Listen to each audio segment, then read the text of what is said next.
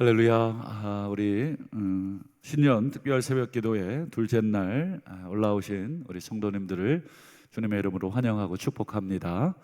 오늘은 어제에 이어서 오늘 주신 말씀을 기준으로 회복을 위한 첫 단추, 회복을 위한 첫 단추라는 제목으로 함께 잠시 말씀의 은혜를 나누겠습니다. 어제 새벽에 우리 요한 1서 교회라고 제가 불렀는데요, 이 요한일서 교회가 심각하게 내홍을 앓았다.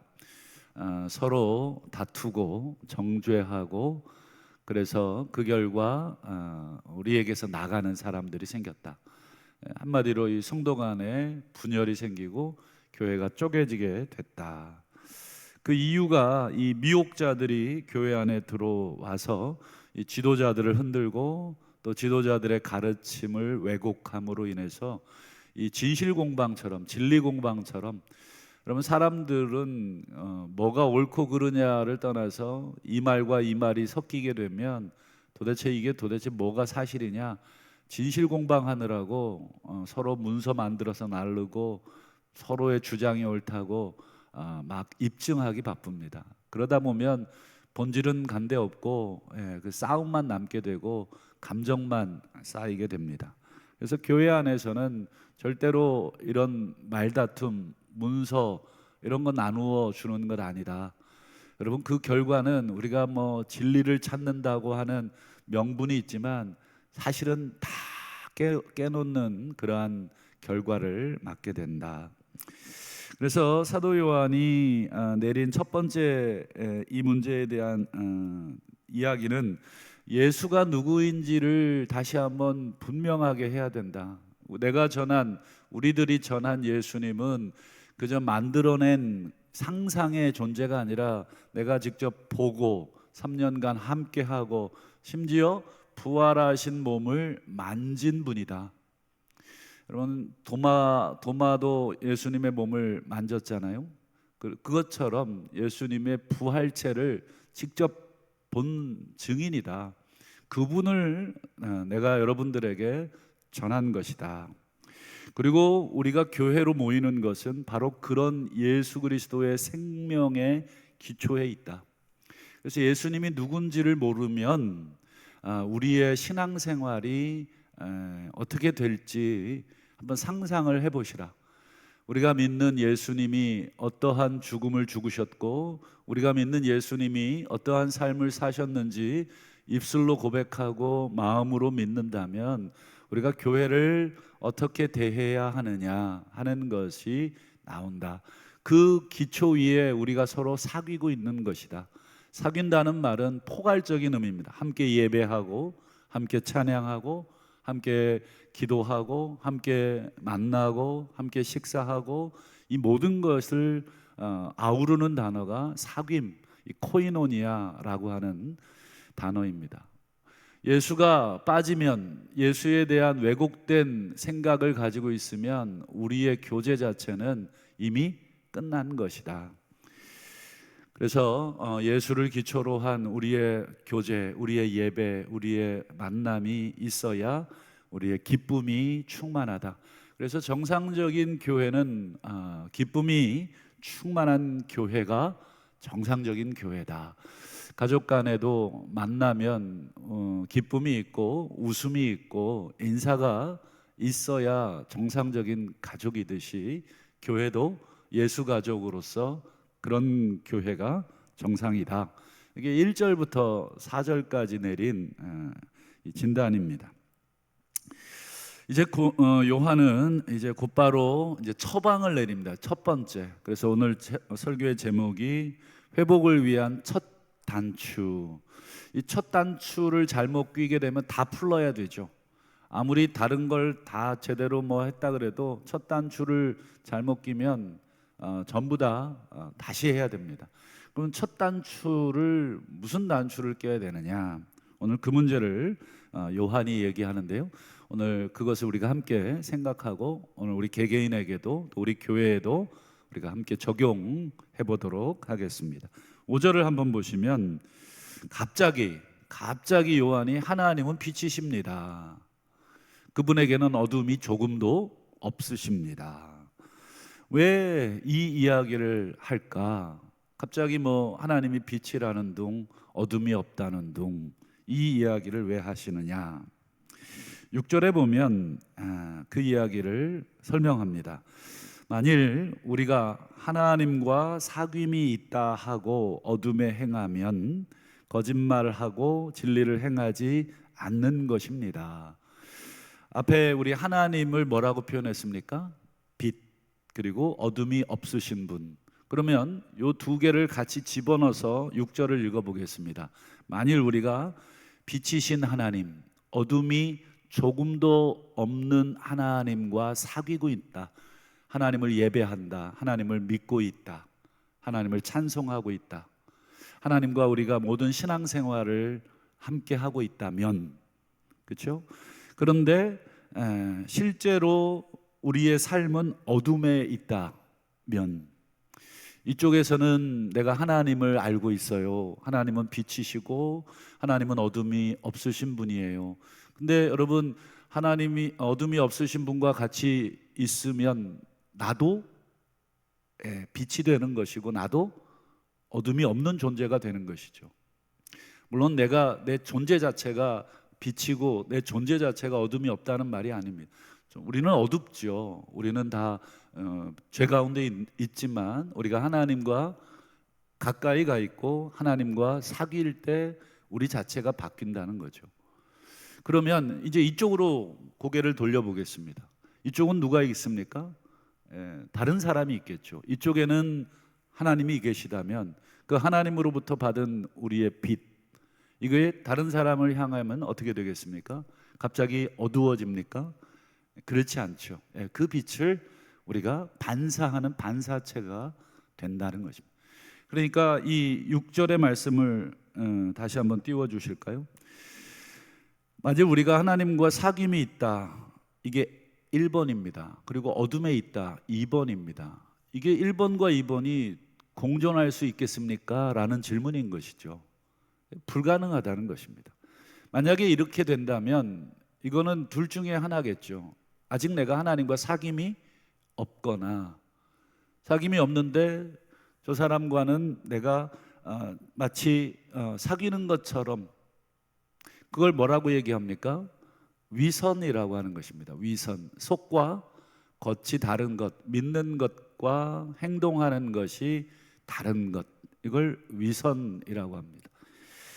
그래서 뒤에 보면 이런 위선하는 사람들을 거짓말하는 사람 이렇게 말하고 있고요. 진리를 행하지 않는 사람, 말이 다르고 또 행동이 다른 사람, 이렇게 말을 합니다. 요한일서 교회 성도들은 겉으로는 뭐 이렇게 예배 드리고 있는 거예요. 기도회도 하고 뭐 찬양도 하고. 근데 나가면 멱살을 잡고 싸우는 것입니다. 그러면 이걸 어떻게 해석할 것이냐는 것입니다. 이게 과연 뭐가 잘못된 것이냐? 하나님을, 빛 대신 하나님, 어둠에 전혀 어둠이 없는 하나님을 섬기는데 나가서는 서로 비난하고 비판하고 멱살잡이하고 죽일 듯이 정죄하고, 이게 요한일서 교회 성도들의 지금 모습이다. 너희들 지금 위선을 떨고 있는 거냐? 아니면 정말 하나님을 못 만난 거냐? 하나님을 못 만났다 그러면 다행입니다. 내가 하나님을 모르기 때문에 여전히 어두운 가운데 행동하고 어두움의 행동을 하면은 괜찮습니다. 못 만났으니까. 근데 내가 하나님을 만났다고 한다면 이렇게 행동할 수가 있느냐? 이게 지금 요한 사도께서 제기하시는 이야기입니다. 요한일서 성도들은 서로 정죄하기 너무 바빴죠. 교회가 무너지는 줄도 모르고 자기의 목소리를 너무 크게 내고 있는 것입니다. 마치 스피커로 얘기하면 스피커가 골고루 나와야 우리가 소리가 듣기 좋은데 너무 이쪽 스피커만 큰 것입니다. 이쪽 소리는 전혀 들리지 않는 것이죠. 성도 간에, 그리고 교회를 전부 다 깨놓는 말, 깨놓는 행동을 하면서 나는 옳다고, 여러분, 하나님이 그렇게 우리를 대하시지 않았다 이것입니다. 하나님이 교회를 그렇게 만드시지 않았다. 하나님께서 만약에 우리를 마녀 사냥하듯이 정죄할 것 같으면 우리 가운데 여기에 이렇게 저를 포함해서 버젓이 숨쉬고 살아있을 사람은 아무도 없다. 그러나 하나님은 어떤 분이십니까? 빛이시라는 말은 단순히 진리를 말씀하는 뜻이 아니라 우리를 아우르는, 우리를 포함하는, 사귀어 주시는, 빛이 어둠을 품어 안아주시는 그런 형국을 말하는 것입니다. 하나님이 그런 분이다. 우리 성도들도 그래야 하고 교회는 그런 곳이다. 그러면 우리는 무엇부터 회복을 해야 되는가? 그 첫 단추를 이제 얘기합니다. 우리 7절을 보시죠. 하나님이 빛 가운데 계신 것 같이 우리도 빛 가운데 행해야 합니다. 이런 뜻입니다. 우리가 어둠 가운데 행하면 안 됩니다. 빛 가운데로 행해야 됩니다. 이 말은 지금 요한일서 공동체 이 성도들이 하고 있는 모든 짓들이 다 어둠의 짓들이다. 그러니 그것들을 돌이키셔야 한다. 서로 정죄하고 손가락질하고 판단하는데 어찌 사귐이 있겠습니까? 사귐이라는 것은 저 사람이 잘못 하나 없기 때문에 사귈 수 있는 게 아닙니다. 저 사람이 잘못이 있고 나도 잘못이 있는 걸 알지만 그걸 품어주기 때문에 사귐이라는 것이 만들어지는 것이다. 우리 부부간에도 또 부모 자녀 간에도 우리 전부 저 사람이 이쁘고 옳고 좋아서 같이 사는 부부는 몇 안 됩니다. 우리 자식들이 다 내 마음에 쏙 맞아서 우리 자식들을 양육하고 키워내는 부부도 몇 안 됩니다. 마음에 안 들죠. 내가 낳은 자식이고 내가 좋아서 선택한 결혼이어도 다 마음에 들지 않지만 어떻게 합니까? 우리가 빛 가운데로 행한다.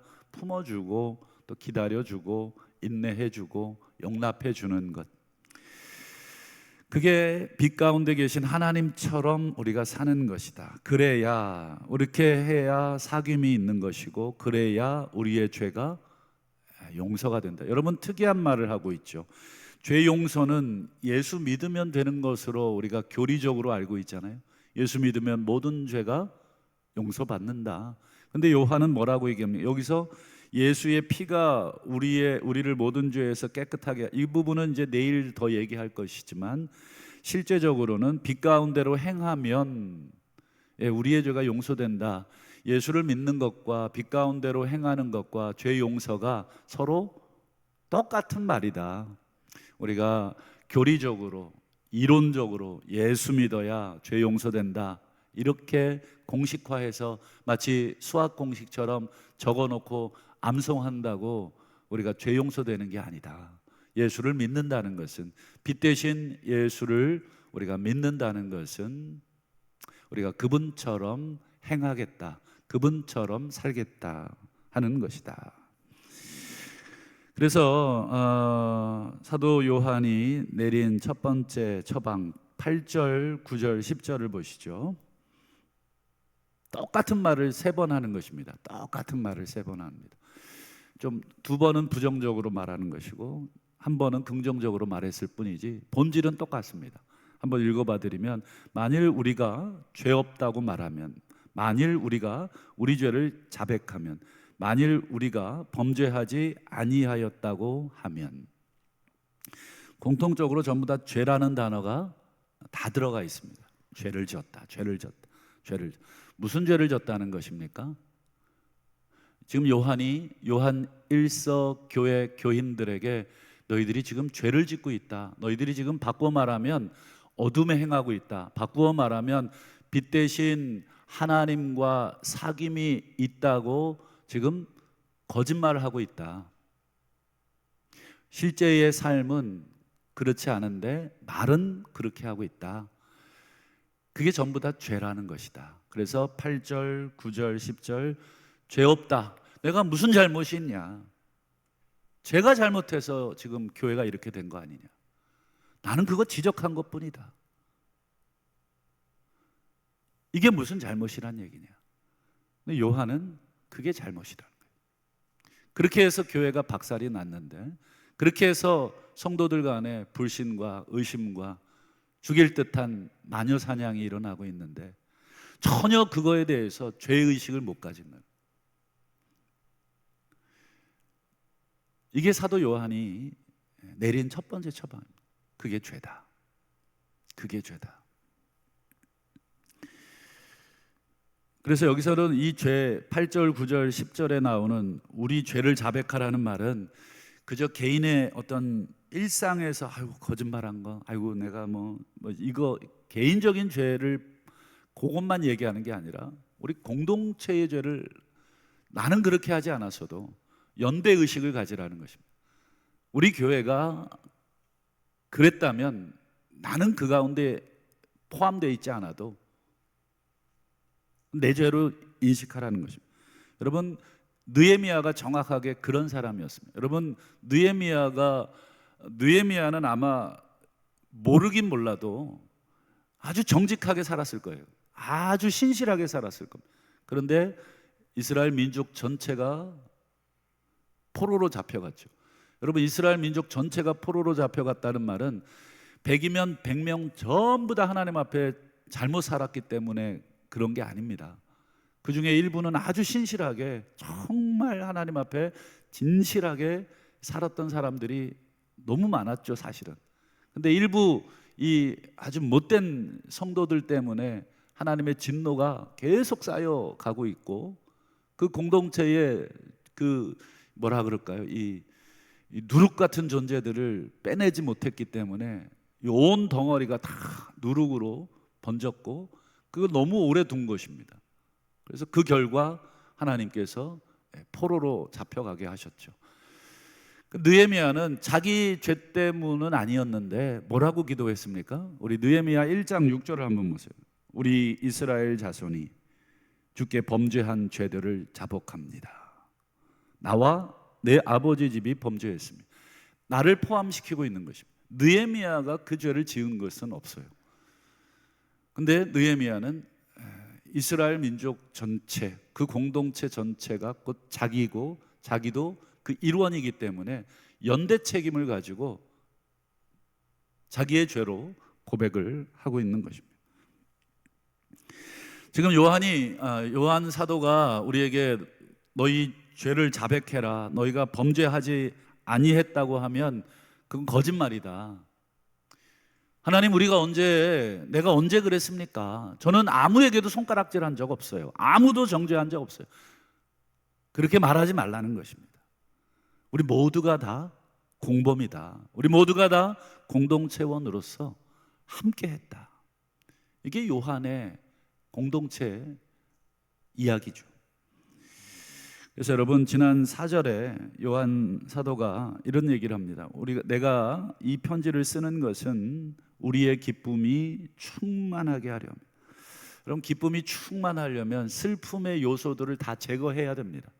우리를 지금 슬프게 하고 있는 요소, 우리가 이렇게 슬퍼하는 요소, 우리가 지금 이렇게 눌려있는 요소가 뭔지를 빨리 알아야 된다. 그것은 서로를 향해서 죄를 짓고 있는 것이 우리를 누르고 있고, 그 죄가 우리를 슬프게 하고 있는데 그 죄를 왜 여전히 고백하지 않느냐, 여전히 남 탓하고 여전히 손가락질하면서 이게 문제라고, 네가 문제라고, 너 때문에 이렇게 됐다고 하느냐. 그게 아니다. 우리가 그랬다. 이 죄의 문제를 덜어내야 기쁨이 충만하게 된다. 참된 기쁨은 바로 네 탓에서 오는 게 아니라 내 탓에서 온다.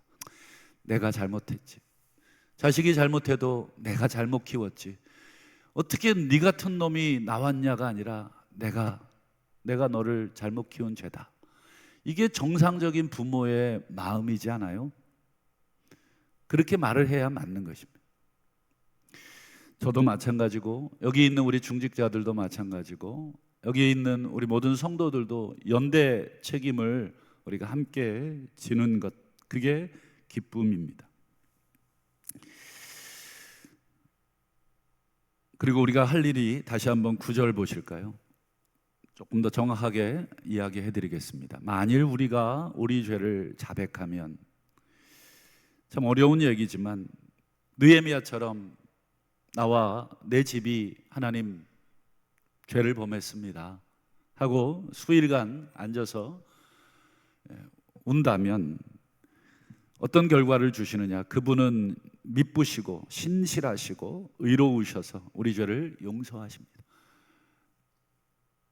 그리고 우리를 모든 불의에서 깨끗하게 하실 것입니다.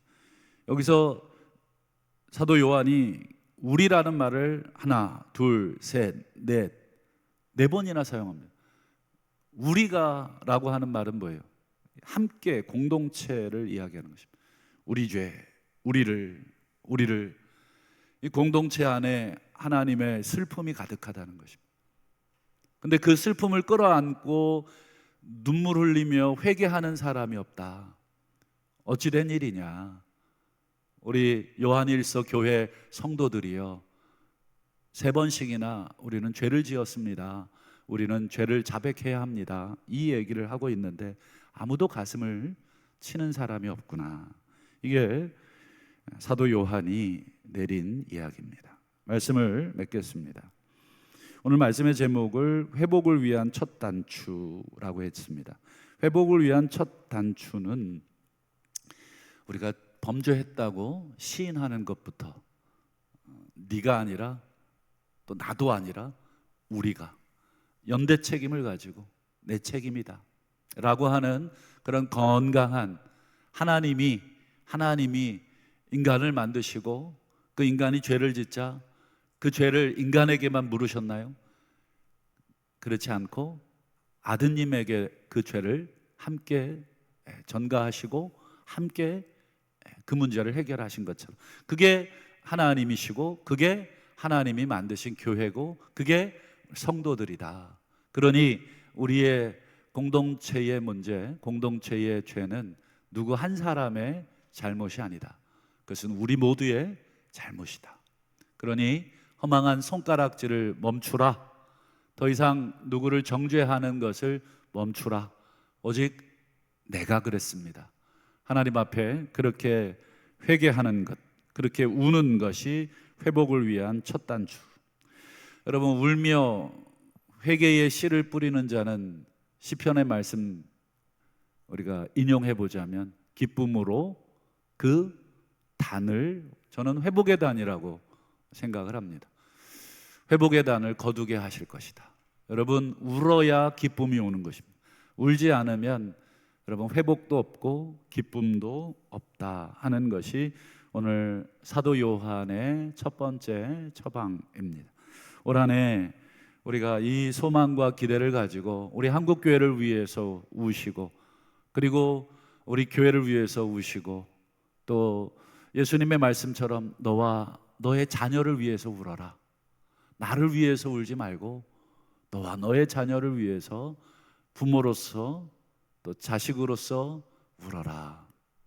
올 한 해 그렇게 우리가 회복의 이 역사들, 이 회개의 역사들이 회복된다면 우리 하나님께서 우리 공동체를, 또 우리 개개인을, 우리 가정을 더 회복시키시고 더 기쁨으로 충만하게 하실 줄로 믿습니다. 기도하겠습니다.